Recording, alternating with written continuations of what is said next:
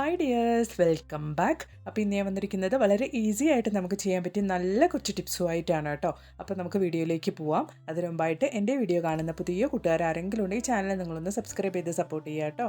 അടുത്തുള്ള ബെല്ലൈക്കണും കൂടെ ഒന്ന് എനേബിൾ ചെയ്ത് ഓൾ എന്ന ഓപ്ഷനും കൂടെ നിങ്ങളൊന്ന് പ്രസ് ചെയ്ത് കൊടുക്കുക. അപ്പോൾ ഞാനെടുത്ത വീഡിയോസിൻ്റെ നോട്ടിഫിക്കേഷൻസൊക്കെ നിങ്ങൾക്ക് ലഭിക്കുന്നതാണ്. അപ്പോൾ നമുക്ക് നമ്മുടെ ആദ്യത്തെ ടിപ്പ് കണ്ടു നോക്കാം. നമുക്ക് വെളുത്തുള്ളി എങ്ങനെ വളരെ ഈസി ആയിട്ട് പെട്ടെന്ന് തൊലിക്കാം എന്നുള്ളതാണ് കേട്ടോ. അപ്പോൾ ഒരുപാട് പേർക്ക് വെളുത്തുള്ളി തൊലിക്കുന്നത് വളരെ പാടുപെട്ട ഒരു പണിയാണ്, വളരെ മടിയുള്ള ഒരു കാര്യമാണ് കേട്ടോ ഇത്. അപ്പോൾ ഇനിയിപ്പോൾ കുട്ടികളുടെ കയ്യിലൊക്കെ കൊടുക്കുകയാണെങ്കിൽ അവർ തന്നെ നമുക്കിത് ചെയ്തു തരും. അതിന് വേണ്ടിയിട്ട് ഇതുപോലൊരു പാത്രം ഉണ്ടെങ്കിൽ ആ പാത്രത്തിനകത്തോട്ട് നമുക്ക് ഇതുപോലുള്ള വെളുത്തുള്ളിയൊക്കെ ഇട്ട് നന്നായിട്ടൊന്ന് ഷേക്ക് ചെയ്തെടുക്കുകയാണെങ്കിൽ വെളുത്തുള്ളിയുടെ തൊലിയൊക്കെ അങ്ങ് താനെ പോരും കേട്ടോ. അപ്പോൾ വളരെ ഈസി ആയിട്ട് നമുക്ക് ചെയ്യാൻ പറ്റുന്ന ഒരു കാര്യമാണ്. വെറുതെ കുട്ടികൾ വീട്ടിലിരിക്കുന്ന സമയത്തൊക്കെ അവരുടെ കൈ കൊടുക്കുകയാണെങ്കിൽ അവർ തന്നെ നമുക്കിത് ചെയ്തു തരും കേട്ടോ. അപ്പോൾ ഉറപ്പായിട്ട് നിങ്ങളിത് ട്രൈ ചെയ്ത് നോക്കുക, നല്ല റിസൾട്ട് കിട്ടും. അപ്പോൾ വളരെ പെട്ടെന്ന് വളരെ ക്ലിയർ ആയിട്ട് തന്നെ വെളുത്തുള്ളിയുടെ തൊലിയൊക്കെ നമുക്ക് പോയി കിട്ടുന്നുണ്ട് കേട്ടോ. ഇതുപോലെ ജസ്റ്റ് ഒന്ന് നന്നായിട്ടൊന്ന് ഷേക്ക് ചെയ്ത് കൊടുക്കുക. ഇതുപോലുള്ള നല്ല അടപ്പുറപ്പുള്ള പാത്രത്തിലേക്ക് ഇട്ട് കൊടുത്ത് നന്നായിട്ടൊന്ന് ഷേക്ക് ചെയ്ത് ഇതുപോലെ നന്നായിട്ടൊന്ന് ഷേക്ക് ചെയ്ത് കൊടുത്താൽ തന്നെ നമ്മുടെ വെളുത്തുള്ളിയുടെ തൊലിയൊക്കെ പോരുന്നുണ്ട് കേട്ടോ.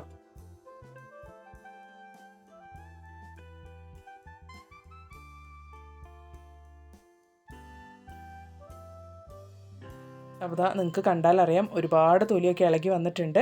ഒന്നോ രണ്ടോ വെളുത്തുള്ളിയുടെ തൊലി മാത്രമുള്ളൂ പോരാണ്ടിരിക്കുന്നത്, ബാക്കിയൊക്കെ നന്നായിട്ട് ഇളകി വന്നിട്ടുണ്ട്. നിങ്ങൾക്ക് കണ്ടാൽ തന്നെ അറിയാം. അപ്പോൾ ഉറപ്പായിട്ട് നിങ്ങളെല്ലാവരും ഇതുപോലെ ഒന്ന് ട്രൈ ചെയ്ത് നോക്കുക കേട്ടോ. വളരെ ഈസി ആയിട്ട് നമുക്ക് വെളുത്തുള്ളി ഇതുപോലെ ഒരു ബോട്ടിലിനകത്ത് ഇട്ട് നന്നായിട്ടൊന്ന് ഷേക്ക് ചെയ്തെടുക്കുവാണെങ്കിൽ തൊലിച്ചെടുക്കാൻ പറ്റും. കുട്ടികൾക്ക് പോലും ചെയ്യാവുന്നതാണ് കേട്ടോ. അപ്പോൾ ഇനി നമുക്ക് നമ്മുടെ അടുത്ത ടിപ്പിലേക്ക് പോവാം. അതിന് വേണ്ടിയിട്ട് ഇതുപോലെ ഫ്രീസറിനകത്തോട്ട് നമ്മൾ സോപ്പൊക്കെ വാങ്ങുന്ന സമയത്ത് കുറച്ച് നേരം ഒരു 10 മിനിറ്റ് നമ്മളിതുപോലെ ഫ്രീസറിനകത്തോട്ട് വെച്ചതിന് ശേഷം നമ്മൾ സോപ്പൊക്കെ എടുത്ത് ഉപയോഗിക്കുകയാണെങ്കിൽ പെട്ടെന്നൊന്നും നമുക്ക് സോപ്പ് അലിഞ്ഞ് പോവില്ല കേട്ടോ. നമ്മൾ ഒരുപാട് പേര് വീട്ടിൽ സോപ്പൊക്കെ ഉപയോഗിക്കുന്ന സമയത്ത് വെള്ളത്തിലും അല്ലെങ്കിൽ നമ്മൾ ഉപയോഗിക്കുന്ന ഓരോ കാര്യത്തിലും നമ്മൾ അത് യൂസ് ചെയ്യുക സോപ്പ് വളരെ വേഗത്തിൽ തന്നെ അലിഞ്ഞു പോകും കേട്ടോ. അപ്പോൾ ഇനി അതില്ലാണ്ടിരിക്കാൻ വേണ്ടി ഇതുപോലെ ഒന്ന് ഫ്രീസറിൽ വെച്ചതിന് ശേഷം നിങ്ങൾ ഉപയോഗിക്കുക, ഉറപ്പായിട്ട് നല്ല റിസൾട്ട് കിട്ടും കേട്ടോ.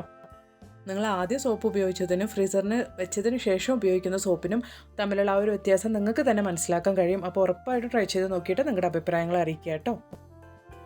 അപ്പോൾ ഇനി നമുക്ക് നോക്കാനുള്ളത് ഒരുപാട് പെൺകുട്ടികൾക്ക് വളരെ പ്രയോജനകരമായൊരു നല്ല ടിപ്പാണ്. അപ്പോൾ നമ്മുടെ കയ്യിൽ ഇതുപോലെ വാസ്ലൈനൊക്കെ ഉണ്ടെങ്കിൽ ഈ ഒരു ടിപ്പ് നിങ്ങൾക്ക് ഒരുപാട് പ്രയോജനകരമാവും. അപ്പോൾ ഉറപ്പായിട്ടും നിങ്ങൾ ഈ ടിപ്പ് സ്കിപ്പ് ചെയ്യാണ്ട് കാണുക കേട്ടോ. നിങ്ങൾക്ക് ഇഷ്ടപ്പെടുകയാണെങ്കിൽ ലൈക്ക് ചെയ്യുക, അതുപോലെ തന്നെ നിങ്ങളുടെ അഭിപ്രായങ്ങളൊന്ന് കമൻറ്റ് ബോക്സിലിട്ട് അറിയിക്കുക കേട്ടോ. അപ്പോൾ ഒരുപാട് തുടക്കക്കാർ പെൺകുട്ടികൾക്ക് പറ്റുന്ന ഒരു കാര്യമാണ് ഈ ഐലൈനർ വരയുന്ന സമയത്ത് അങ്ങോട്ടും ഇങ്ങോട്ടേക്കും അത് തെന്നി പോവാന്നുള്ളത് കേട്ടോ. അപ്പോൾ ആ ഒരു സമയത്ത് നമുക്കിതുപോലെ അത് തുടച്ച് കളയോ അല്ലെങ്കിൽ കഴുകി കളയോ ഒക്കെ ചെയ്യേണ്ടി വരും. ഇനിയിപ്പോൾ തുടച്ച് കളഞ്ഞാൽ തന്നെ ആ ഒരു ഭാഗത്ത് നമ്മൾ തുടച്ചതായിട്ട് നന്നായിട്ട് അറിയുകയും ചെയ്യും. അപ്പോൾ ആ ഒരു ഭാഗത്ത് നമ്മൾ തുടച്ചതൊന്നും അറിയാത്ത രീതിക്ക് എങ്ങനെ നമുക്കിതുപോലെയൊക്കെ തെറ്റിപ്പോയാൽ നമ്മൾ ഐലൈനർ വരയുന്ന ആ ഒരു സമയത്ത് തെറ്റിപ്പോയാൽ ക്ലിയറായിട്ട് അത് ഇല്ലാണ്ടാക്കാം എന്നുള്ളതാണ്. അപ്പോൾ ഇതുപോലെ വാസ്ലൈന് തന്നെ നമ്മൾ ബഡ്സിൽ കുറച്ച് അപ്ലൈ ചെയ്തിട്ട് ഇതുപോലെ നമ്മൾ ആ ഐലൈനർ സ്പ്രെഡായ സ്ഥലത്തേക്ക് ആക്കി കൊടുത്ത് നന്നായിട്ടൊന്ന് വൈപ്പ് ചെയ്തെടുക്കുകയാണെങ്കിൽ നമുക്ക് ആ ഒരു ഒട്ടും തന്നെ സ്ട്രെയിനൊന്നും ഇല്ലാതെ തന്നെ നമുക്ക് റിമൂവ് ചെയ്തെടുക്കാൻ പറ്റും ഐലൈനർ നമുക്കിതുപോലെ. അപ്പോൾ സ്മജ് പ്രൂഫ് ആണെങ്കിൽ വാട്ടർ പ്രൂഫ് ആണെങ്കിൽ നോർമൽ ഐലൈനർ ആണെങ്കിലും ഇതുപോലെ നമുക്ക് ഇനി പരന്ന് പോയാൽ നിങ്ങൾ ഇങ്ങനെ വാസ്ലൈൻ കൊണ്ടൊന്ന് ട്രൈ ചെയ്ത് നോക്കുക, നല്ല റിസൾട്ട് കിട്ടുന്ന ഒരു ടിപ്പാണ് കേട്ടോ. അപ്പോൾ ഇനി മുഖം കഴുകുക അല്ലെങ്കിൽ തുണി കൊണ്ട് തുടയ്ക്കുക ഒന്നും ചെയ്യേണ്ട ആവശ്യമില്ല. ഇച്ചിരി വാസ്ലൈൻ ഉണ്ടെങ്കിൽ ഇതുപോലെ നിങ്ങൾ തേച്ചെടുക്കുകയാണെങ്കിൽ ആ പരന്ന സ്ഥലത്ത് ഒട്ടും തന്നെ ഇല്ലാണ്ട് നമുക്ക് ഇതുപോലെ റിമൂവ് ചെയ്തെടുക്കാൻ പറ്റും കേട്ടോ. ട്രൈ ചെയ്ത് നോക്കുക. അപ്പോൾ നമുക്ക് നമ്മുടെ അടുത്ത ടിപ്പിലേക്ക് പോകാം. അതിന് വേണ്ടിയിട്ട് നമ്മൾ നല്ല മഴക്കാലത്തൊക്കെ എപ്പോഴും കറണ്ട് പോക്കും ഫ്ലക്ച്വേഷനും കാര്യങ്ങളൊക്കെ ആയിരിക്കും. അപ്പോൾ ആ ഒരു സമയത്ത് നമുക്ക് ഫ്രീസറിലുള്ള ആ ഒരു ഐസൊക്കെ എപ്പോഴും മെൽറ്റായി വെള്ളവും കാര്യങ്ങളൊക്കെ ഫ്രിഡ്ജിൻ്റെ മറ്റു ഭാഗങ്ങളിലേക്കൊക്കെ പോകും. വെജിറ്റബിൾ നമ്മൾ ഇട്ട് വെക്കുന്ന ആ ഒരു പാത്രത്തിലേക്കും അതുപോലെ തന്നെ ഫ്രിഡ്ജിൻ്റെ മറ്റെല്ലാ ഭാഗങ്ങളിലേക്കും പോയിട്ട് നമുക്കതൊരു വലിയ ജോലി തന്നെ ആയിരിക്കും. അതുപോലെ തന്നെ ഫ്രിഡ്ജിൻ്റെ സൈഡിൽ കൂടെയും ഒക്കെ ആയിട്ട് നമുക്ക് തറയിലും നമ്മുടെ വീട് മൊത്തം ആ ഒരു ഫ്രിഡ്ജിൽ നിന്ന് വരുന്ന വെള്ളം തന്നെ ആയിരിക്കും കേട്ടോ. നമ്മൾ രാത്രിയൊക്കെയാണ് ഈ ഒരു ഫ്ലക്ച്വേഷൻ ആവുന്നതെങ്കിൽ നേരെ വെളുക്കുമ്പോഴത്തേക്കും നമുക്ക് ഫ്രിഡ്ജിലും അതുപോലെ തന്നെ ഫ്രിഡ്ജിൻ്റെ സൈഡിലൊക്കെ ആയിട്ട് വീട്ടിലൊക്കെ ആ ഒരു വെള്ളം ആവാൻ ചാൻസ് ഉണ്ട്.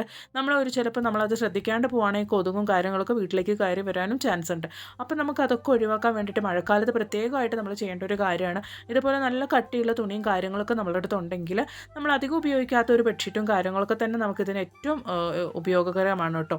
അപ്പോൾ നമ്മൾ ഇതുപോലെ നന്നായിട്ടൊന്ന് ഫോൾഡ് ചെയ്ത് ഫ്രീസറിനകത്തേക്ക് വെച്ച് കൊടുക്കുകയാണെങ്കിൽ നമ്മൾ രാത്രി ഉറങ്ങുന്ന സമയത്തൊക്കെ ഇതുപോലെ ഇടയ്ക്ക് ഫ്ലക്ച്വേഷനും കാര്യങ്ങളൊക്കെ വന്നാൽ ആ ഒരു സമയത്ത് നമ്മൾ നമ്മുടെ ഐസും കാര്യങ്ങളൊക്കെ മെൽറ്റായി വരുന്ന ആ വെള്ളം ഈ ഒരു ബെഡ്ഷീറ്റ് തന്നെ നന്നായിട്ട് വലിച്ചെടുത്തോളും. നമുക്ക് രാവിലെ ഈ ഒരു ബെഡ്ഷീറ്റ് എടുത്ത് അയലത്തിട്ട് ഉണക്കിയെടുക്കുകയും ചെയ്യാം വളരെ ഈസി ആയിട്ട് കേട്ടോ. അപ്പോൾ നമ്മളെപ്പോലുള്ള വീട്ടമ്മമാർക്ക് വളരെ പ്രയോജനകരമായ ഒരു നല്ല ടിപ്പാണ്. നമുക്ക് അങ്ങനെ ഫ്ലക്ച്വേഷനും കാര്യങ്ങളൊക്കെ വന്നാൽ ഈ ഒരു ബെഡ്ഷീറ്റ് മാത്രം എടുത്ത് അയലത്തിട്ട് ഉണക്കിയെടുത്താൽ ഉള്ള ഒരു പണി മാത്രമേ ഉണ്ടാവുള്ളൂ. അല്ലാതെ കൊണ്ട് നമ്മൾ ഇതൊന്നും ചെയ്യാണ്ട് വിടുകയാണെങ്കിൽ രാവിലെ എണീക്കുമ്പോഴത്തേക്കും ഫ്രിഡ്ജ് മുഴുവനും വെള്ളമാകും. അത് നമ്മൾ ക്ലീൻ ചെയ്യണം. ഫ്രിഡ്ജിൻ്റെ താഴെയും കാര്യങ്ങൾ എല്ലായിടത്തും നമുക്ക് വെള്ളമായി നമ്മൾ അതൊക്കെ ക്ലീൻ ചെയ്യേണ്ട ഒരു പണിയായിരിക്കും നമുക്ക്. അപ്പോൾ ഇനി നമ്മൾ ഇതുപോലെ ഓർമ്മയോടുകൂടി കറണ്ടൊക്കെ പോകുന്ന ആ ഒരു സമയത്ത് മഴക്കാലത്ത് നല്ല ഇടിയും കാര്യങ്ങളൊക്കെ ഉള്ള സമയത്ത് നമുക്കറിയാം കറണ്ട് പോകും എന്നുള്ള ആ ഒരു സമയത്ത് നമ്മൾ ഇതുപോലെ ബെഡ്ഷീറ്റ് ഫോൾഡ് ചെയ്ത് സേഫാക്കി വെക്കുകയാണെങ്കിൽ നമുക്ക് ഈ ഒരു ബെഡ്ഷീറ്റ് ഉണക്കേണ്ട ഒരു പണി മാത്രമേ ഉണ്ടാവുള്ളൂ കേട്ടോ. അപ്പോൾ ഉറപ്പായിട്ടും ഈ മഴക്കാലത്ത് ഓർമ്മയോടുകൂടി നിങ്ങൾ ഈ ഒരു ടിപ്പ് ട്രൈ ചെയ്ത് നോക്കുക. ഈ ഒരു ടിപ്പ് നിങ്ങൾക്ക് ഒരുപാട് പ്രയോജനകരമായി എന്ന് തോന്നുകയാണെങ്കിൽ ഉറപ്പായിട്ട് നിങ്ങൾ ഈ വീഡിയോ ഒന്ന് ലൈക്ക് ചെയ്യുക. അതുപോലെ തന്നെ നിങ്ങളുടെ വിലയേറെ അഭിപ്രായങ്ങളൊന്ന് കമൻറ്റ് ബോക്സിലിട്ട് അറിയിക്കുക കേട്ടോ.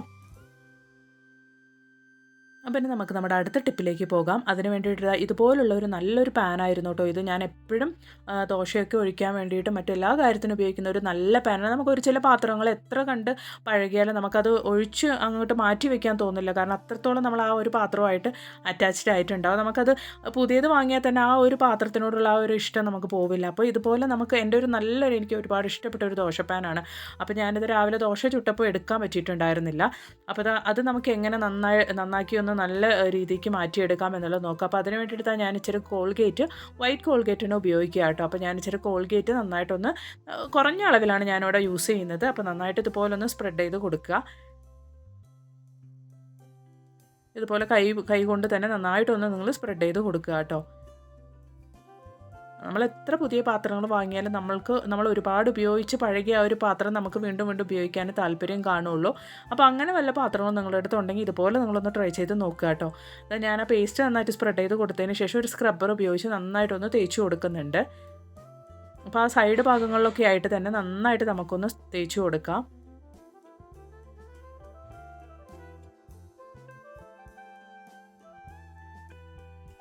അപ്പോൾ സൈഡിൽ ഒട്ടിപ്പിടിച്ചിരിക്കുന്ന ആ ഒരു കറയും കാര്യങ്ങളൊക്കെ നന്നായിട്ട് ഇളകി വന്നോളും.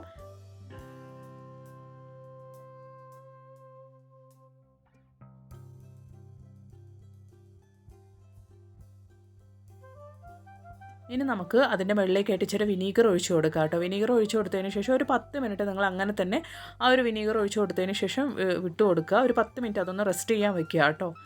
അപ്പോൾ അതിനകത്തുള്ള ആ ഒരു കറയും കാര്യങ്ങളും എല്ലാം ഇളകി വരും.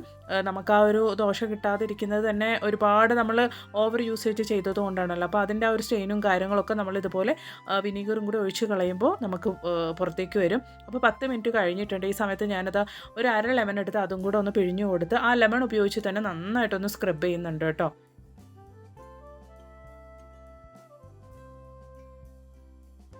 അപ്പോൾ ഇതുപോലെ നിങ്ങൾ ഒന്ന് ചെയ്ത് നോക്കുക. നിങ്ങളുടെ വീട്ടിലുള്ള നല്ല നോൺ സ്റ്റിക്ക് പാനൊക്കെ ഇതുപോലെ കിട്ടാണ്ട് വരുന്ന സമയത്ത് ദോശയൊക്കെ ഒഴിച്ച് കിട്ടാണ്ട് വരുന്ന സമയത്ത് നിങ്ങൾ ഇതുപോലെ ചെയ്യട്ടെ. നല്ലൊരു റിസൾട്ട് കിട്ടുന്ന ഒരു കാര്യമാണ്. നിങ്ങൾ ഇതുപോലെ ചെയ്യുകയാണെങ്കിൽ വളരെ പ്രയോജനകരമായിട്ടുള്ളൊരു ടിപ്പാണ്. ഞാൻ ഇതുപോലെ ചെയ്തിട്ടാണ് എൻ്റെ ഈ ഒരു ദോശപ്പാൻ ഞാൻ ശരിയാക്കി എടുത്തത് കേട്ടോ. നന്നായിട്ട് പിന്നീട് ദോശയൊക്കെ ഒഴിച്ച സമയത്ത് എനിക്ക് നന്നായിട്ട് തന്നെ കിട്ടുന്നുണ്ടായിരുന്നു. അപ്പോൾ ഈ ഒരു സൈഡും കാര്യങ്ങളൊക്കെ ഇതുപോലെ ലെമൺ ഉപയോഗിച്ച് നന്നായിട്ട് തന്നെ നിങ്ങളൊന്ന് സ്ക്രബ് ചെയ്ത് കൊടുക്കുക. അപ്പോൾ നമ്മൾ സ്ക്രബ്ബർ ഉപയോഗിച്ച് തേച്ചിട്ടും വരാത്ത അഴുക്കും കാര്യങ്ങളൊക്കെ നമ്മളിതാ ഇപ്പോൾ വിനീഗറും അതുപോലെ ലെമണും പിഴിഞ്ഞതിന് ശേഷം ആ ഒരു ലെമൺ ഉപയോഗിച്ച് തന്നെ നന്നായിട്ട് സ്ക്രബ് ചെയ്ത് കൊടുക്കുമ്പോൾ നമുക്ക് പോകുന്നുള്ളൂ കേട്ടോ. അപ്പോൾ ഉറപ്പായിട്ട് നിങ്ങൾ ഇതുപോലെ ഒന്ന് ട്രൈ ചെയ്ത് നോക്കുക. ഇനി ഞാനിതൊന്ന് വാഷ് ചെയ്തെടുക്കട്ടെ. അപ്പോൾ ഇതാ വാഷ് ചെയ്തെടുത്തിട്ടുണ്ട്. അപ്പോൾ ഇനി നമുക്ക് പേസ്റ്റിൻ്റെയും സ്മെല്ലൊക്കെ ഉണ്ടാവും. ഒരു ചിലർക്ക് അതൊക്കെ ഒരു ഇതായിരിക്കും. അപ്പോൾ നമുക്ക് ആ ഒരു സ്മെല്ലും കാര്യങ്ങളൊക്കെ പോക്കി ഒന്നും കൂടെ ഒന്ന് റെഡിയാക്കി എടുക്കാൻ വേണ്ടിയിട്ട് നമുക്ക് ജസ്റ്റ് ഒന്ന് പാനൊന്ന് ചൂടാക്കി എടുക്കാം.